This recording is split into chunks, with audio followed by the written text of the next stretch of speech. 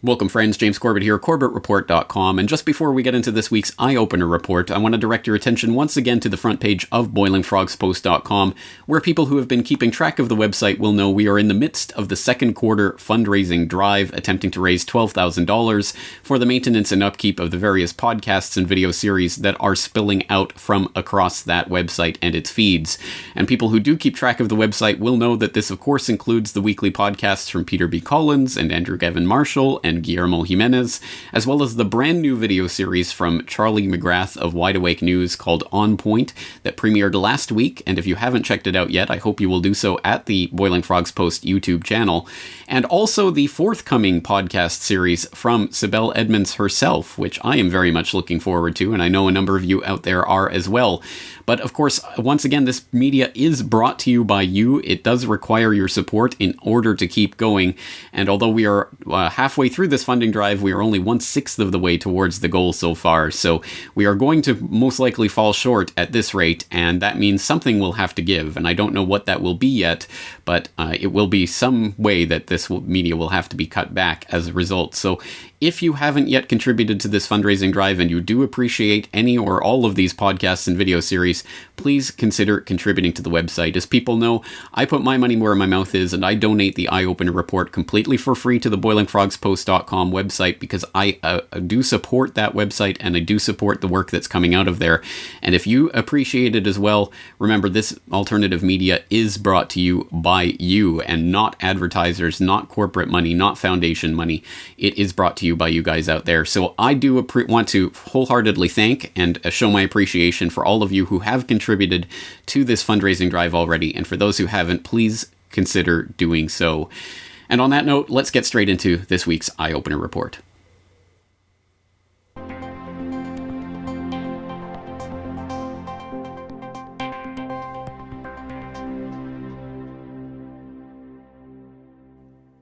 Felix made 8 birthday invitations with hearts. He made some more with stars.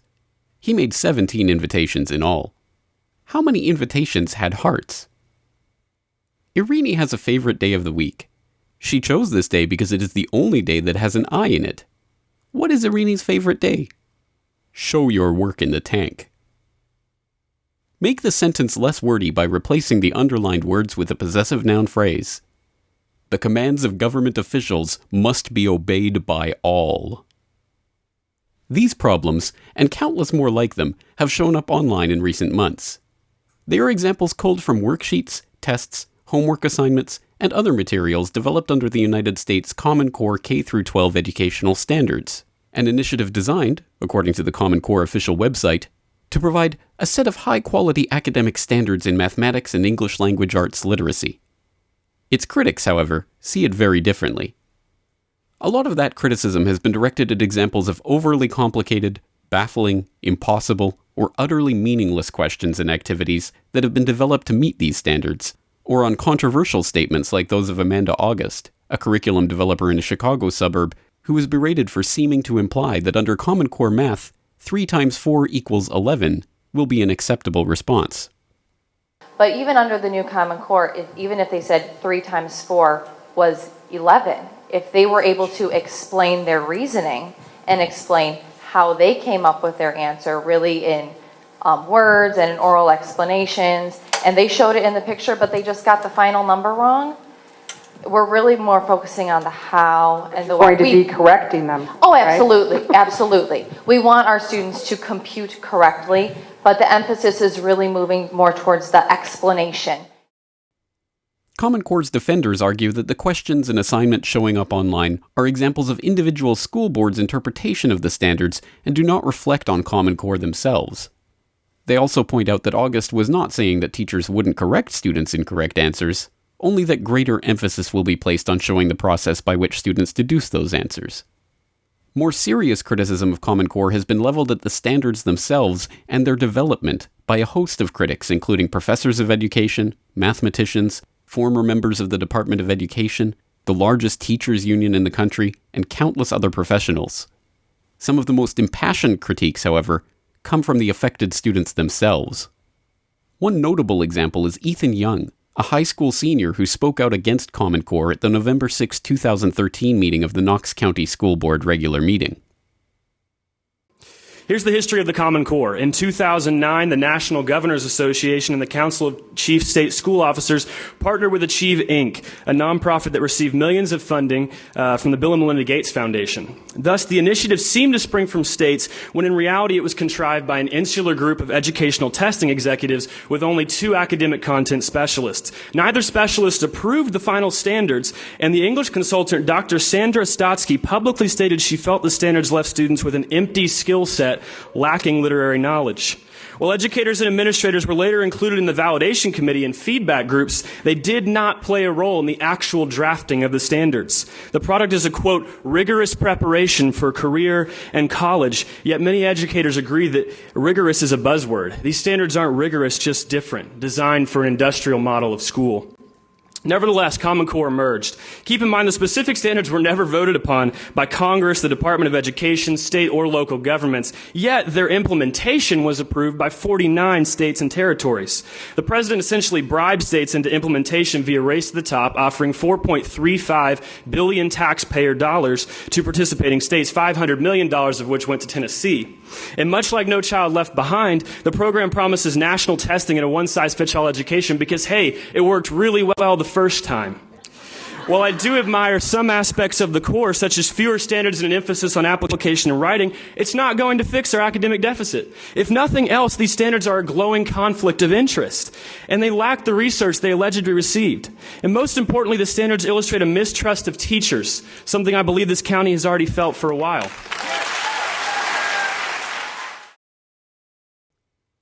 As Young mentioned, only 2 academic content specialists participated in the drafting of the standards, and neither of them actually approved the standards that were eventually drafted. Both specialists, education professor Dr. Sandra Stotsky and Stanford mathematician Dr. James Milgram, now travel the country warning parents of the complete inadequacy of Common Core for preparing American students for college entry or for the necessary skills to compete in the 21st century. You have to understand that there were obviously certain ideas about what Common Core was designed to get at by the time it finished coming up with the standards that would determine college readiness, that students could enter a community-level college and have guaranteed for them, if they passed a test based on these college readiness standards, would have guaranteed for them credit-bearing freshman courses. That was the basic idea before college readiness standards, that they would supposedly ensure that students were college ready. And the irony was that the 2 groups who would normally get together in almost any common sense view of the situation, those who teach college freshmen math or English, and high school teachers of math or English, were for the most part not on any of these committees. That was the basic problem that started the Common Core. In 2009, I was appointed to the Common Core Validation Committee, and as was mentioned, I was the only actual mathematician, and indeed the only member of the entire committee which was overseeing the development of one of the most important works in education in many, many years, and I was the only one with a PhD in content and not in education. So I took it on myself to try to get the best possible document in mathematics. However, in the end, as has been mentioned, I could not sign off on the document that had resulted because it's not internationally benchmarked, and indeed, there's no research behind it. In particular, there is no guarantee whatsoever that any of these courses will work. The most dramatic of these, of course, is the purely experimental geometry course, which the only evidence for that is back in the late 1970s. For a couple years, the Russians developed a course very much like this, And it was so roundly condemned by the teachers, by the students, and indeed by the whole country, that it disappeared after 2 years. So if the Common Core is so reviled by teachers, students, education standards proponents, principals, and seemingly every other sector of society with a direct stake in them, why are they being promoted so heavily? Where is the funding for this initiative coming from? If you do have commonality, it's like an electrical plug, you get more free market competition. Scale is good for free market competition. Individual state regulatory capture is not good for competition. And so this thing, in terms of driving innovation, you'd think that sort of pro-capitalistic market-driven people would be in favor of it. But somehow it's gotten to be controversial, and states will decide. Whatever they want to decide is fine. Common Core has been developed with the direct support of the Bill and Melinda Gates Foundation, which has invested $173 million in the development of Common Core materials and promoting the initiative at the state level, and an estimated $2.3 billion in total funding related to Common Core standards development, including grants for the development of biometric bracelets that will monitor students' interest level in class. And you start out that article with a very specific discussion of a Gates Foundation-funded program called the Measures of Effective Teachers Project. So perhaps you can tell us about this project and its significance. Mm-hmm. Yeah, the Measures of Effective Teachers Project is part of a $45 million plan to quantify, to measure school teachers' alleged efficiency in delivering the public school curriculum. The project has a great many individuals involved, including academic psychologists, sociologists, education scholars, even a statistician from the RAND Corporation. The experiment began in 2009 and focuses mainly on inner city schools. Now, the whole idea behind this is the establishment of a metrics for identifying techniques to maintain young people's attention spans. This looks to be, in part, a type of audience research, complete with galvanic skin bracelets to measure student behaviors and reactions. So the ostensible use of the data will be to determine how teachers will be hired, compensated, promoted, and so on. We have to be put on guard when we hear terms such as measurement or quantification, especially when it comes to education and teaching, because these were the techniques originally used to bring psychology into the American educational enterprise to begin with. The fact that this is being done to mainly African American and Latino children in inner city schools should also call to mind how early social science has been used to perpetuate eugenics and emphasize the alleged racially specific inferiorities of non-whites. So the project overall essentially involves the dehumanization of what is an inherently human process, that is, cultivating individuals to recognize and aspire to a higher intellectual level. The public school curriculum, the abundance of standardized testing, and now programs like these collectively act as a harness on real education. It's an attempt to refine the psychological conditioning and curriculum delivery process for a curriculum that is more or less dead on arrival and intended to discourage independent thought and curiosity. If the interest that billionaires like the Gates and other Common Core advocates displayed in revising educational standards were merely about dumbing down the math and language skills of children across America, that would be bad enough. But the ramifications of this process do not stop at the ability to add, subtract, or spell. They go right to the heart of a vision for society that was laid out over a century ago, and perhaps most baldly articulated by President Woodrow Wilson himself in his 1909 address to the New York City High School Teachers Association, where he admitted, "We want one class of persons to have a liberal classical education, and we want another class of persons, a very much larger class of necessity, in every society, to forego the privileges of liberal education and fit themselves to perform specific, difficult manual tasks.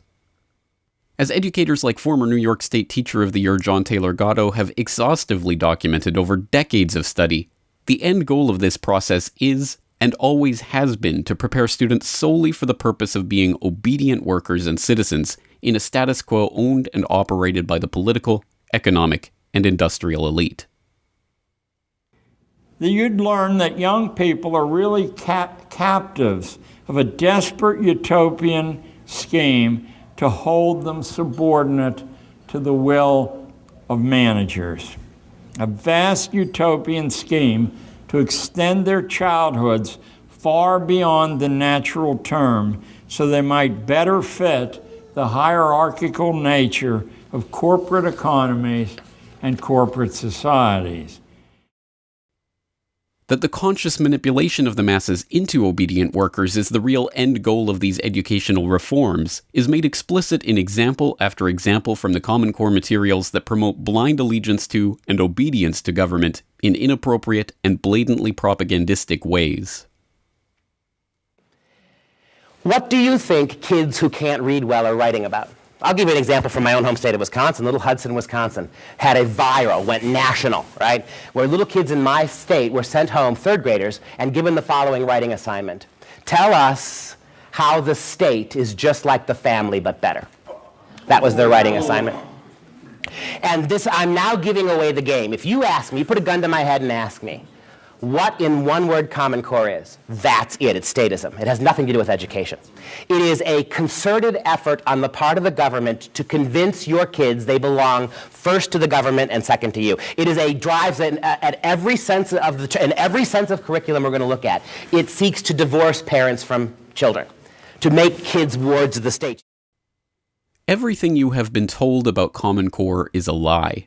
It is not a state initiative. It was not developed by educators.